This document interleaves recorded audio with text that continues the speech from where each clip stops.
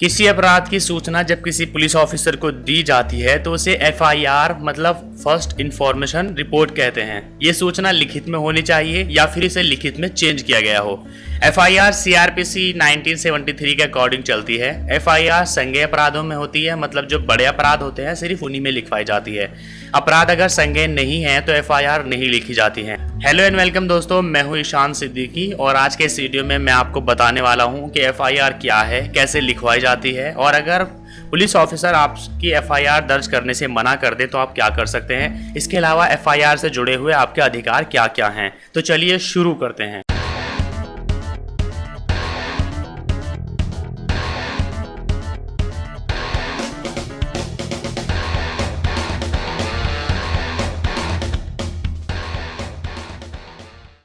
शिकायतकर्ता आपराधिक क्षेत्र पर क्षेत्राधिकार रखने वाले पुलिस थाने में जाकर के थाना प्रभारी को अपनी शिकायत दर्ज करा सकता है। अगर शिकायत फोन पर की गई है तो शिकायतकर्ता को बाद में पुलिस थाने जाकर एफआईआर का पंजीकरण करवाना चाहिए। अगर थाना प्रभारी थाने में मौजूद ना हो तो उस कंडीशन में थाने में मौजूद सबसे वरिष्ठ पुलिस अधिकारी को अपनी शिकायत दर्ज करवा सकते हैं। अगर थाना प्रभारी एफआईआर रजिस्टर करने से मना कर दें तो क्या करें। ऐसा होने पर पुलिस के वरिष्ठ अधिकारी को आप शिकायत कर सकते हैं। पुलिस अध्यक्ष या डिवीजन अधिकारी को भी शिकायत कर सकते हैं और कानून के मुताबिक सभी अपराधों में एफआईआर करवाना अनिवार्य है। पुलिस थाने और अस्पताल से हर आदमी का पाला कभी ना कभी जरूर पड़ता है, पर कम जानकारी और कानूनी पहलुओं की अनदेखी से आपका केस मजबूत होते हुए भी आपको मात खानी पड़ती है। तो आइए जानते हैं ऐसे कुछ शुरुआती कानूनी प्रोसेस के बारे में जो एफआईआर से शुरू होती हैं। किसी भी अपराध की रिपोर्ट पुलिस को दर्ज करवाने के लिए जैसे ही आप थाने में जाते हैं तो आपको अपने साथ घटे अपराध की जानकारी देने को कहा जाता है। इसमें अपराध का समय, अपराध की जगह, मौके की स्थिति इत्यादि के बारे में जानकारियां पूछी जाती हैं और ये सारी जानकारियां डेली डायरी में लिखी जाती हैं और इस डेली डायरी को रोज नामचा भी कहा जाता है। बहुत से अनजान लोग इसे ही एफआईआर समझ लेते हैं और अपनी तरफ से संतुष्ट हो जाते हैं, लेकिन इससे आपका मकसद हल नहीं होता और इस बात की कोई गारंटी नहीं होती कि आपके मामले पर पुख्ता कार्यवाही होगी। इसलिए जब भी अपराध की रिपोर्ट दर्ज करवाए तो एफआईआर लिखवाए और इसकी कॉपी ले, और ये आपका अधिकार है। एफआईआर दर्ज करने में लापरवाही और देरी के लिए भी आप जिम्मेदार अधिकारी की शिकायत कर सकते हैं। एफआईआर की पहचान के लिए इस पर एक एफआईआर नंबर भी दर्ज होता है जिससे आगे इस नंबर से मामले में प्रोसेस चलाया जा सके। यहाँ पर एक अहम बात ये भी ध्यान रखने की है कि एफआईआर रजिस्टर करने के लिए किसी भी प्रकार की कोई फीस नहीं लगती है। अगर पुलिस अधिकारी इसकी मांग करता है तो तुरंत उसकी शिकायत बड़े अधिकारियों से करनी चाहिए। एफआईआर करवाते समय किन बातों का ध्यान रखना चाहिए। एफआईआर जल्दी दर्ज करवानी चाहिए और अगर एफआईआर दर्ज करवाने में देर हो जाती है तो इसका उल्लेख एफआईआर में करवाना चाहिए। अगर आप शिकायत मौखिक रूप से दे रहे हैं तो थाना प्रभारी आपकी शिकायत लिखेगा और आपको समझाएगा। कार्बन शीट से शिकायत की 4 कॉपियां होनी चाहिए। शिकायत को साफ और आसान से शब्दों में लिखा जाना चाहिए। तकनीकी के तहत जटिल शब्दों का उसमें प्रयोग नहीं करना चाहिए। ध्यान रखें कि आपके आने जाने का समय एफआईआर और पुलिस स्टेशन की डेली डायरी में लिखा हुआ होना चाहिए। एफआईआर के मुख्य रूप में क्या क्या जानकारियां दी जाती हैं। आप किस क्षमता में जानकारी दे रहे हैं, अपराध का दोषी कौन है, अपराध किसके खिलाफ किया गया है, अपराध होने का समय क्या था, अपराध कौन सी जगह पर हुआ था, अपराध किस तरीके से हुआ था, अपराध के समय कौन गवाह थे, अपराध से होने वाले नुकसान क्या हैं। तो ये सारी की सारी चीज़ें आपको एक एफआईआर में लिखवानी पड़ती हैं।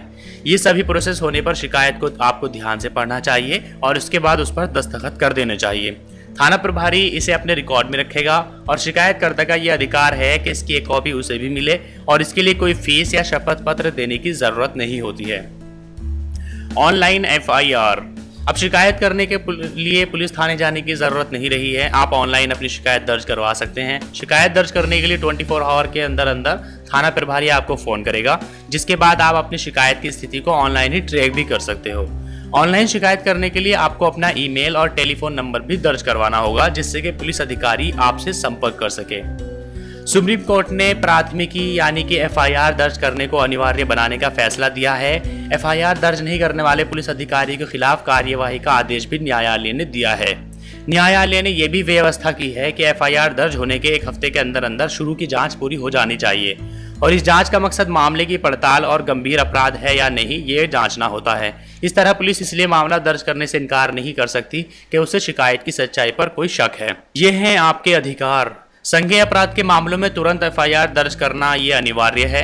एफआईआर की कॉपी लेना शिकायतकर्ता का अधिकार है, इसके लिए इसे मना नहीं किया जा सकता।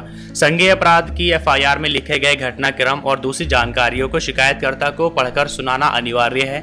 अगर आप उससे सहमत हैं तो आप उस पर हस्ताक्षर कर सकते हैं। ये जरूरी नहीं कि शिकायत दर्ज करने वाले व्यक्ति को अपराध की व्यक्तिगत जानकारी हो या फिर उसके सामने ही अपराध हुआ हो।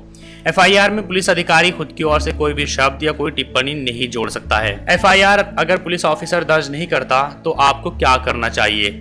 अगर थाना अधिकारी आपकी शिकायत की एफआईआर दर्ज नहीं करता है या मना करता है तो आप अपनी शिकायत रजिस्टर्ड डाक के माध्यम से क्षेत्रीय पुलिस उपायुक्त को भेज सकते हैं। उपायुक्त आपकी शिकायत पर कार्रवाई शुरू कर सकता है। इसके अलावा एफआईआर नहीं दर्ज किए जाने की स्थिति में आप अपने क्षेत्र के मजिस्ट्रेट के पास पुलिस को दिशा निर्देश के लिए कंप्लेंट पिटीशन दायर कर सकते हैं कि 24 आवर के भीतर केस दर्ज कर आपको एफआईआर की कॉपी उपलब्ध करवाई जाए।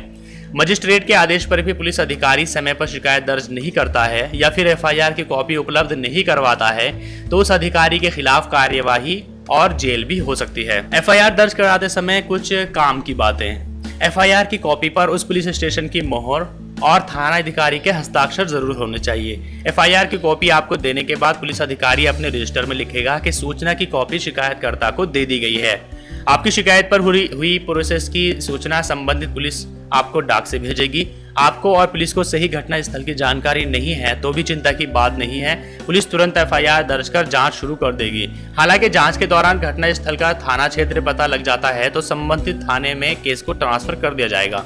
एफआईआर दर्ज करवाने का कोई शुल्क नहीं लिया जाता है। अगर आपसे कोई भी एफआईआर दर्ज करवाने के नाम पर रिश्वत, नकद की मांग करें तो उसकी आपको जल्दी ही शिकायत करनी चाहिए। चलिए अब हम बात करते हैं कि एफआईआर में आपके क्या क्या अधिकार हैं।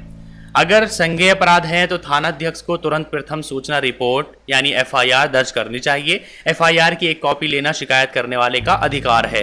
एफआईआर दर्ज करते समय पुलिस अधिकारी अपनी तरफ से कोई टिप्पणी नहीं लिख सकता है और न ही किसी भाग को हाईलाइट कर सकता है। संज्ञेय अपराध की स्थिति में सूचना दर्ज करने के बाद पुलिस अधिकारी को चाहिए कि वो संबंधित व्यक्ति को उस सूचना को पढ़कर सुनाए और लिखित सूचना पर उसके हस्ताक्षर कराए। एफआईआर की कॉपी पर पुलिस स्टेशन की मोहर और पुलिस अधिकारी के साइन होने चाहिए। साथ ही पुलिस अधिकारी अपने रजिस्टर में ये दर्ज करेगा कि सूचना की कॉपी आपको दे दी गई है। अगर आपने संज्ञेय अपराध की सूचना पुलिस को लिखित रूप में दी है तो पुलिस को एफआईआर के साथ उसकी शिकायत की कॉपी लगाना भी जरूरी है। एफआईआर दर्ज कराने के लिए ये जरूरी नहीं है कि शिकायत करने वाले को अपराध की व्यक्तिगत जानकारी हो या उसने अपराध होते हुए अपनी आंखों से देखा हो। अगर किसी वजह से आप घटना की तुरंत सूचना पुलिस को नहीं दे पाए तो इसमें आपको घबराने की जरूरत नहीं है। ऐसी स्थिति में आपको सिर्फ देरी की वजह बतानी पड़ेगी। कई बार पुलिस एफआईआर दर्ज करने से पहले ही मामले की जांच पड़ताल शुरू कर देती है, जबकि होना ये चाहिए कि पहले एफआईआर दर्ज हो और फिर उसकी जांच पड़ताल होनी चाहिए। घटना स्थल पर एफआईआर दर्ज कराने की स्थिति में अगर आप एफआईआर की कॉपी नहीं ले पाते तो पुलिस आपको एफआईआर की कॉपी डाक से भेजेगी। आपकी एफआईआर पर क्या कार्यवाही हुई है इस बारे में संबंधित पुलिस आपको डाक से सूचित करेगी। अगर अदालत द्वारा दिए गए समय में पुलिस अधिकारी शिकायत दर्ज नहीं करता है या इसकी प्रति आपको उपलब्ध नहीं कराता है या अदालत के दूसरे आदेशों का पालन नहीं करता है तो उस अधिकारी के खिलाफ कार्यवाही के साथ उसे जेल भी हो सकती है।